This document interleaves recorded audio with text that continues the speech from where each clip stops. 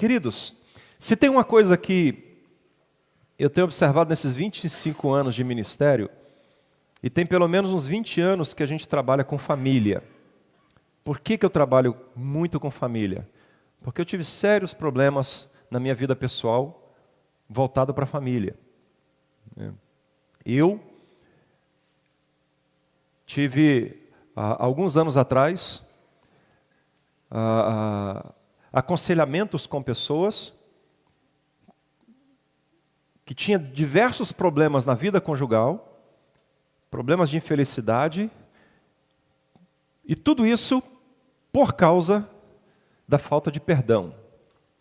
Se você passa por problemas, ou se você tem conflitos no seu passado e que você não resolveu, na sua vida de solteira, na sua vida de infância, você vai trazer isso para a sua vida conjugal. É muito comum nos relacionamentos conjugais, a esposa tratar o marido com relação ao trauma que ela teve no passado, na infância, na adolescência, na juventude, ou com outra pessoa, assim como o marido tratar a esposa da mesma forma.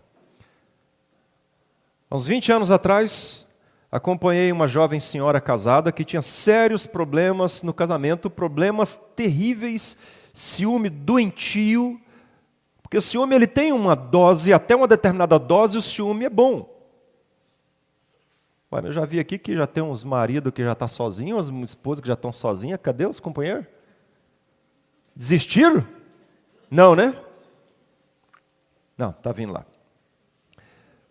A esposa tinha sérios problemas, 2 anos de casado, eles já não se aguentavam mais. Era uma crise doentia de ciúmes ao ponto de que, dirigindo o carro, se o marido olhasse para o retrovisor, já era motivo de briga, porque ela achava que ele estava olhando para outra mulher. Ele tinha que andar quase que com a venda nos olhos, porque ela sempre enxergava no marido um homem que iria traí-la. Pois bem, fomos aconselhando, fomos tratando, e com o tempo, no aconselhamento, acabamos descobrindo que essa jovem senhora trazia um trauma do seu pai. Ou seja, na sua infância, ela tinha sido molestada pelo pai. Passou por isso, mas com 12, 13 anos, ela viu o pai trair a mãe com outras mulheres, dos 12 aos 17, quando ela casou. Qual que era a visão que ela tinha de homem? Um homem que molesta uma criança e um marido que vai trair a esposa. Essa era a visão que ela tinha. Essa era a concepção que ela tinha. E ela transferiu toda essa carga negativa, toda essa visão negativa, para o marido, que não tinha nada a ver com isso, que não tinha nada com a história, que nunca tinha traído, que nunca tinha molestado uma criancinha, mas ela transferiu todo esse sentimento negativo para o marido. E isso estava comprometendo seriamente o relacionamento deles. Até que eu disse para ela, enquanto você não liberar perdão para o seu pai, você não vai ser feliz no casamento. E ela levou 1 ano para ter coragem. Um dia chegou para o pai, falou, quero dizer para você que eu me lembro de tudo que você fez quando eu era criança, que eu me lembro de que você traiu minha mãe, mas eu estou aqui para dizer que eu te perdoo, porque eu quero ser feliz no meu casamento. Então eu perdoo você por tudo que você fez, mesmo sem você se arrepender, eu te perdoo. Mesmo sem você me pedir perdão, eu te perdoo. Acredite se quiser, de lá para cá foi um divisor de águas no relacionamento conjugal. De lá para cá, ela passou a ter uma vida conjugal com o marido que ela nunca teve nos 2 primeiros anos de casamento. E se existe um problema que a gente sempre detecta nos aconselhamentos e que destrói a vida familiar, é a falta de perdão. Perdão hoje é um dos grandes calcanhar de Aquiles na vida de qualquer casal. Vocês começam muito bem o relacionamento de vocês. Adão e Eva começou muito bem a vida conjugal deles.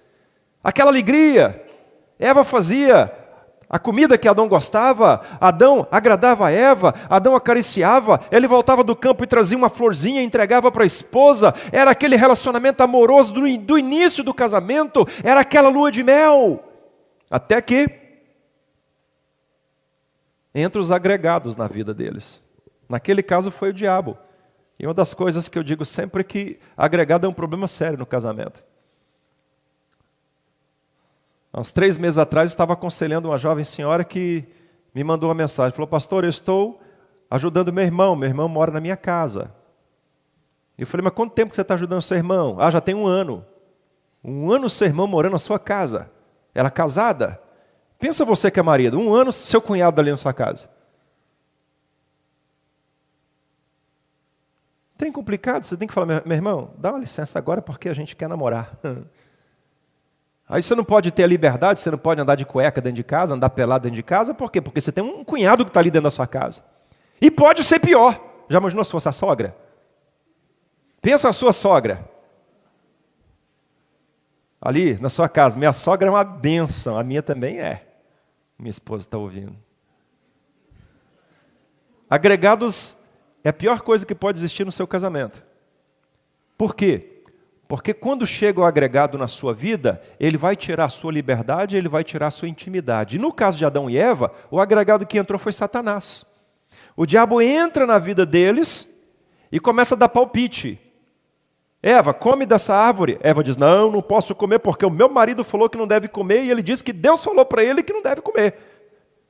Aí o diabo vem e fala assim, claro que você pode comer.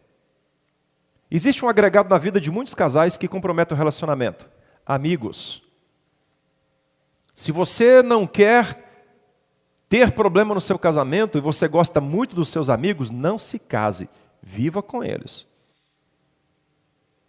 Tem muitos exemplos do nosso programa, porque as pessoas mandam muitas perguntas e pedindo de conselho, né, sobre essas áreas. Teve uma senhora um dia que mandou e falou, pastor, eu casei, mas eu não tenho marido em casa, meu marido é só junto com os amigos. Eu falei, minha filha, de repente seu marido é viado. Pai, não gosta de mulher? Ele só gosta de homem? Então você tem que ter uma conversa franca com ele. Fala, escuta, meu bem, que lado que você corta? Você é homem ou mais ou menos? Você é espada ou é... não sei o que não é espada. Né? Como o pessoal diz, você morde a fronha, meu bem? Escuta, fala para mim. O que está acontecendo? Eu sou mulher, tem corpo de mulher, voz de mulher, cheiro de mulher, você gosta de homem. Eu falei para ela, minha filha, conversa com seu marido, seja franco com ele. E quando você permite que os amigos interfiram na sua vida, isso vai gerar conflito no seu casamento. Ninguém tem direito e autoridade, você não pode abrir a guarda da sua vida familiar para amigos.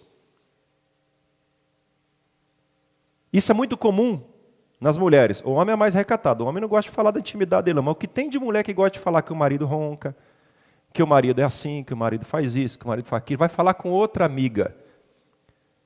Na vida conjugal, aprenda uma coisa, mulher, não existe amizade. É você e seu marido e pronto. Se vocês não se fecharem dentro desse contexto, os agregados vão destruir. Destruiu a vida de Adão e Eva. Destruiu a paz que existia ali. Agora, um grande problema dentro desse aspecto é a falta de perdão no relacionamento.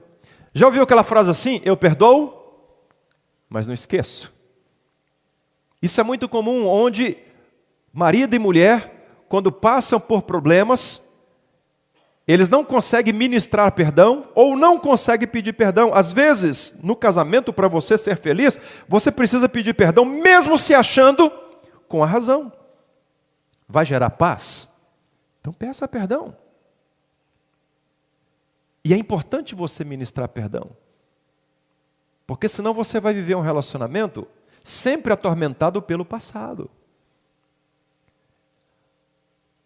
Um dos problemas mais difíceis de tratar em aconselhamento é quando há traição no casamento. Porque pensa o seguinte, a mulher foi traída pelo marido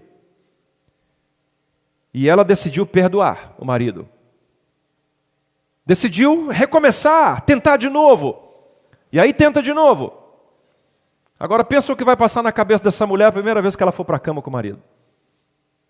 Primeira vez que ela for fazer sexo com o marido depois da traição. O que ela vai pensar? Ela perdoou, mas e a memória? A gente não é uma máquina que a gente vai ali e deleta. Agora, se você quer ser feliz no seu casamento, você precisa aprender a conviver com as memórias do passado. E quando você perdoa, essa convivência ela é pacífica, o seu passado não interfere na sua vida hoje. É como uma cicatriz. Eu tenho uma cicatriz aqui na perna. Me lembro exatamente o que aconteceu. Eu tinha 12 anos de idade, morava no orfanato onde meu pai era diretor e minha mãe enfermeira nesse orfanato, na minha cidade natal.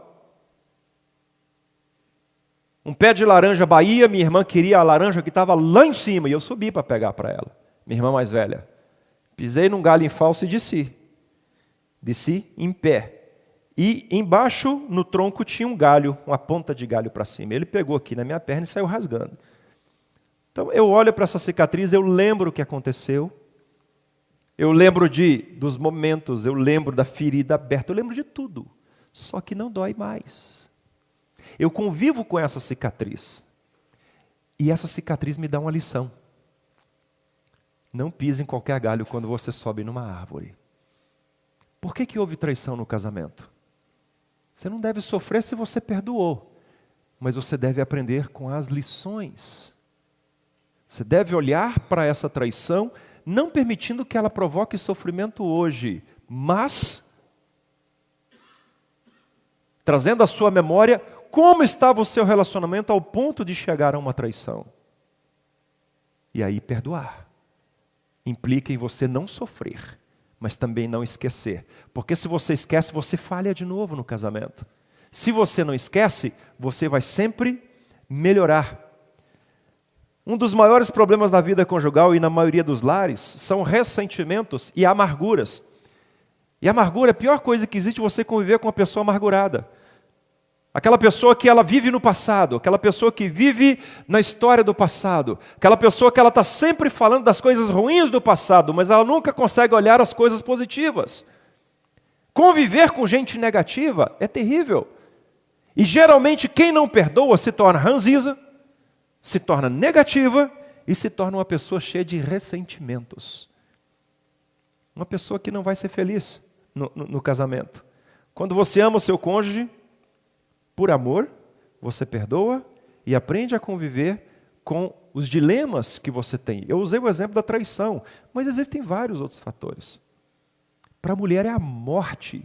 Marido, é a morte para a mulher ela pintar o cabelo e você não reparar. É ou não é, esposa? É a morte para a mulher. E para o homem? Nada.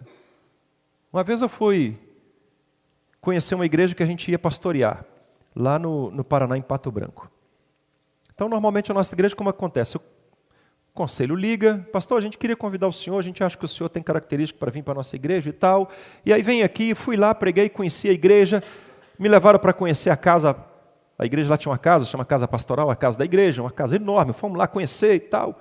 E a Sheila não tinha ido, o Lucas era muito novinho. E aí, cheguei e falei, meu bem, olha, acertei lá com a igreja, nós vamos para lá e tal. E viu a casa? Eu falei, vi, entramos lá na casa. Ela falou, como é que ela é? Eu falei, é uma casa. Tem uns quartos, cozinha, tem banheiro. Falou, tem banheiro? Eu falei, tem. Como é que é a cerâmica? Eu falei, não sei. Falou, você não entrou? Eu falei, entrei, fiz até xixi lá. Mas que cor que é? Eu falei, não sei. Rapaz, quase que eu entrei em crise no casamento. Mas como é que você entra no banheiro da casa e não vê que cor que é a cerâmica? Eu falei, não olhei. Eu sei que é uma casa. Bem grande. Mas não sei que cor que é o piso. Não sei que cor que é a cerâmica do banheiro. A mulher é detalhista, o homem não. E uma morte mais cruel é quando você elogia outra mulher para a sua mulher. Rapaz, se existe pecado sem perdão no casamento, não elogia outra mulher para a sua mulher, não. Isso é a morte para ela, aquela morte dolorosa. É o Hades para ela. Se você achou bonita, fica calado. Aí se ela falar para você, você viu aquela moça, que bonita? Você fala, que significa isso? Porque isso pode se voltar contra você. Não é assim que advogado lá no direito fala? Tudo que você falar será usado contra você. Fica calado. Mas quando a gente ama, a gente perdoa. Sabe por quê? Porque você se casou com uma pessoa imperfeita. A pessoa que está do seu lado aí é uma pessoa imperfeita. Ela vai falhar. Ela vai errar. Ela vai ter problema. Agora, se você ama, você vai perdoar, e esse perdão vai ser seguido de uma atitude amorosa que vai levar seu marido a se tornar o homem da sua vida, a sua esposa a se tornar a mulher da sua vida. A gente entra no casamento cru. A gente aprende com o casamento convivendo. Ai, pastor, mas se tivesse uma escola para a gente fazer um curso de 2 anos, ainda assim, você entraria no casamento cru, porque você aprendeu a teoria, mas e na prática? Quer ver coisa bacana? É a gente vai para o seminário e passa 5 anos no seminário. A única coisa que você não aprende no seminário é ser pastor. Sabia disso? Você aprende teologia, você aprende psicologia, você aprende grego, você aprende hebraico, você aprende história, você aprende um monte de coisa, filosofia, mas você não aprende a ser pastor. Sabe como é que a gente aprende a ser pastor? Pastoreando. Geralmente a primeira igreja de todo pastor, coitado, como sofre. Como sofre. Porque o seminário não ensina a gente a ser pastor. Não tem escola que vai te ensinar a ser esposa. Não tem escola que vai te ensinar a ser marido. Sabe quem vai te ensinar a ser um marido bom? A sua mulher. Sabe quem vai te ensinar a ser uma esposa boa? O seu marido. A Bíblia diz assim, a mulher sábia edifica a sua casa, mas a insensata com as próprias mãos a derruba.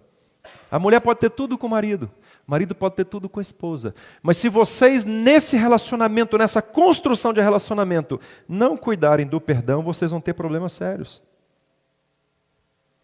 Adão e Eva, quando eles pecam, ali eles começam a engarfinhar uns aos outros. Adão começa a criticar Eva, reclamar de Eva, falar mal de Eva.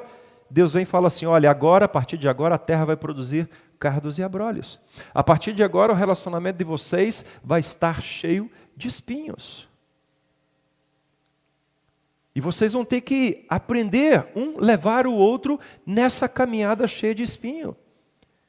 Queridos, não existe casamento perfeito.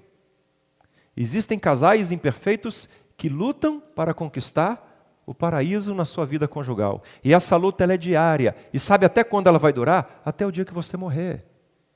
É por isso que a gente sempre fala, até que a morte os separe. E o perdão, nos diversos aspectos da sua vida, ele vai ser eficiente para você viver em paz no seu relacionamento. Se tem uma coisa que eu sempre aconselho o casal, nunca vá dormir bravo com a sua mulher. Mulher brava com o marido. Isso é bíblico. Não se põe o sol sobre a vossa ira. Ou seja, não fique bravo até entardecer. Antes de anoitecer, senta e conversa. E a melhor maneira de o casal conversar para resolver o seu conflito em paz é orando. A coisa está feia, está preta. Quando você está numa festa, vocês foram numa festa, aquela festa lá. Se a sua mulher chegar para você e falar assim, em casa nós vamos conversar. Rapaz, quando a minha mulher falou isso para mim a primeira vez, eu não tive vontade de ir para casa. Ela falava, vamos embora. Eu falei, não, vamos ficar mais um pouco, está tão bom. Aí deu 1 da manhã, vamos embora. Eu falei, não, está cedo ainda, vai ter o jantar da madrugada, vamos esperar um pouco. É. Mas você vai ter que chegar em casa, então nessa hora você chega e fala, meu bem, vamos orar. Não, eu quero conversar. Não, primeiro nós vamos orar. Não tem casal que briga depois de uma oração. Foi a receita. Toda vez que sua mulher estiver brava com você, marido, você se enche de espiritualidade e fala, vamos orar. E se ela continuar brava, você fala assim, eu sou autoridade espiritual aqui, o pastor falou, vamos orar primeiro. Aí ora. Aí você faz aquela oração longa, né? Começa lá no seu tataravô e vem orando pela turma. Até chegar na esposa. Quando chegar na esposa, você falou, Senhor, abençoe essa mulher tremenda que o Senhor me deu. essa mulher especial, espetacular, amorosa, Senhor, esse bem maior que o Senhor colocou na minha vida, e começa a orar, mas meia hora orando por ela. Aí quando acabar você fala, agora vamos conversar, meu bem. Aconteceu alguma coisa? Ela não vai brigar com você, não. Depois não vai falar que eu não ensinei como é que faz as coisas.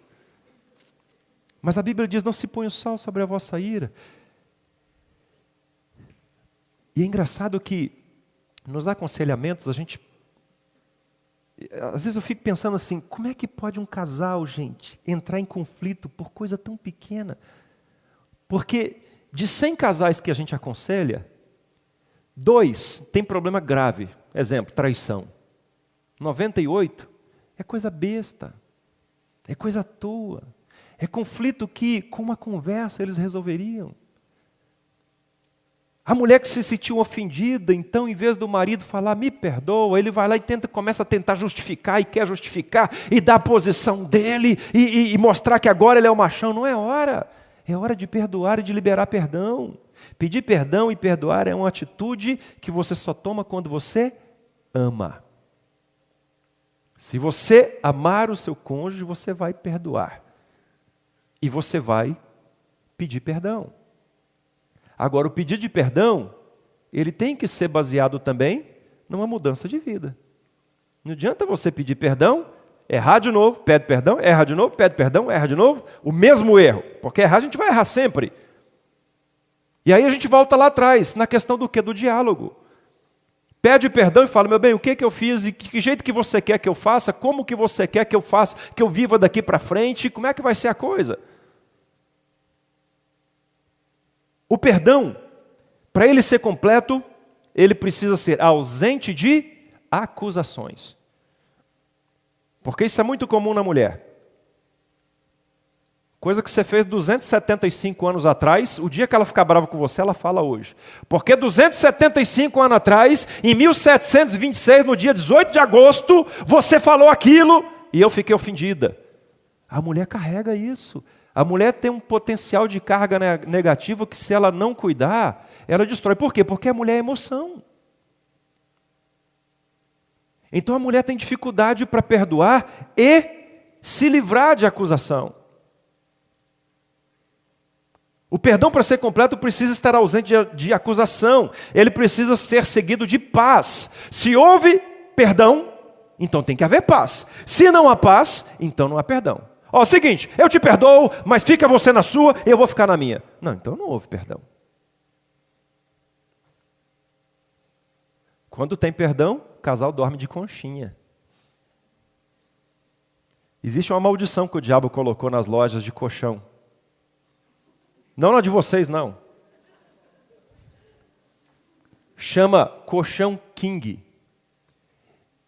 Aí o diabo não se deu satisfeito, trouxe do inferno o tal do colchão super king. E eu descobri isso, porque eu casei e passei uns 15 anos da minha vida dormindo num colchão que só depois de 15 anos eu descobri que era colchão de viúvo, ou de viúva. Rapaz, era tão bom, qualquer lado que virava, encostava na mulher. Virava para cá, encostava nela. Aí passava a mão assim, batia assim nela, né? E aí virava ela para lá, eu virava, porque a gente tinha que ficar de conchinha, porque não dá para os dois ficar um de bunda para o outro. Aí quando eu virava para cá, ela virava, rapaz, 15 anos. Aí um dia, o diabo apresentou para a gente o colchão Super King. Agora eu pego o celular e falo, meu bem, você está na cama? Ela, estou no meu lado. Falei, tá bom então, dorme com Deus, viu? Aí eu estendo a mão assim, ela está lá como daqui lá na parede. 7 metros de distância. Não é de Deus não, esses colchão aí. O diabo faz tudo para afastar o casal. Não compre colchão King, Super King. Compre colchão de viúva. Vocês vão ficar juntinhos, né? Queridos, quando vocês, através do perdão, não vivem em paz, então não houve perdão. O perdão foi incompleto.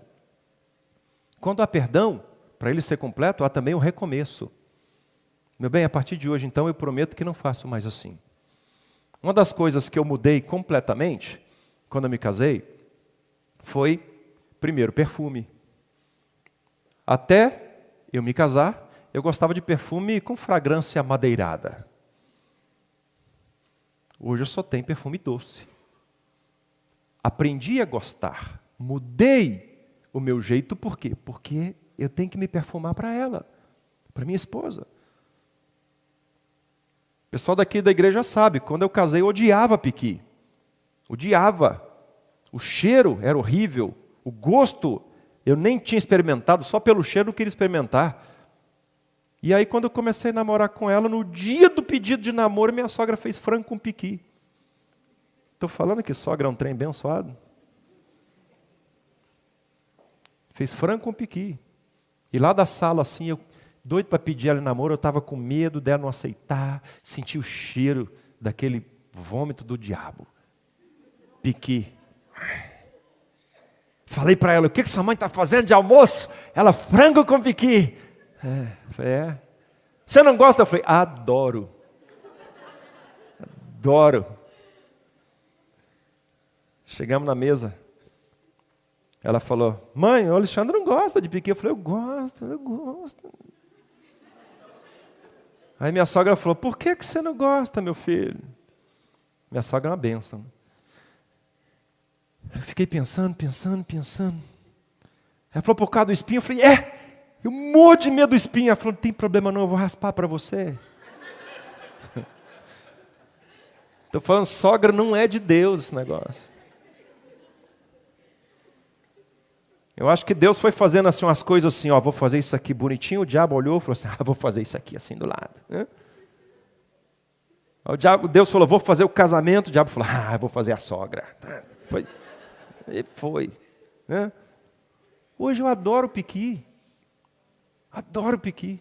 Você vai no nosso freezer lá, tem um sacão lá de piqui. Para a gente ir fazendo durante o ano. Eu gosto de entrar no cerrado no mês de janeiro, fevereiro, para catar piqui. Mas por quê? Porque eu casei com uma goiana. Se eu quisesse casar com uma mulher que não gostasse de piqui, eu tinha que casar com uma bendita de uma mineira, de uma gaúcha, de uma paranaense, de uma... e sei lá. Mas casei com a goiana, como é que eu vou falar, vou proibir ela de comer piqui? Não, eu é que entrei na cultura dela, então ela aprende a comer piqui. Eu aprendo a comer piqui junto com ela.